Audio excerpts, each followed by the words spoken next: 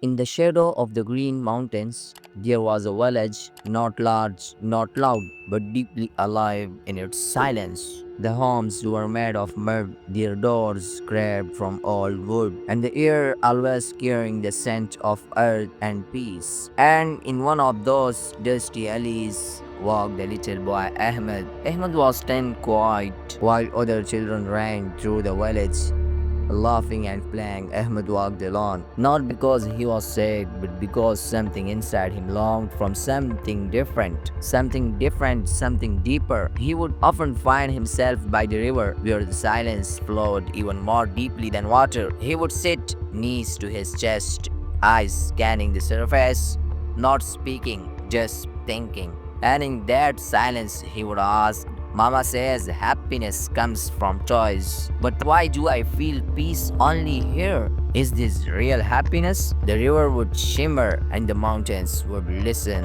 One afternoon, Ahmed was not alone. Beneath an old tree by the river sat a man, a very old man with deep eyes and a white beard. In his hands, a lantern burning during the day. Curious, Ahmed asked, Why is your lantern burning in daylight? The old man smiled gently. I don't light it for the outside child. I light it for the darkness within. Ahmed said nothing, but those words, they carved themselves into his heart.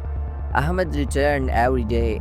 The old man would teach him not with lessons, but with stories, stillness, and silence. He taught him that joy does not live in markets, it lives in how you see the world. That solitude, when embraced, becomes your richest treasure. That a river flows to remind us stillness is rest, movement is life. Years passed. Ahmed grew up, moved to the city, built a life. But whenever the noise of the world became too much, he came back to the river, to the tree, to the silence. The old man was gone, but the lantern still burned in his memory. One day, Ahmed brought his daughter to the same river bank. They stood by the water as the sun began to set. The little girl asked, Daddy, why do you love this place so much? Ahmed looked at her, smiled, and said, Because this is where I found myself, and to meet your true self is the greatest happiness of all. True joy does not live in noise, or bright light, or crowded places. It lives in the whispering winds, in rivers that never stop flowing, in the silence that speaks louder than words, the silence across the world, a story about real happiness found in the quiet places.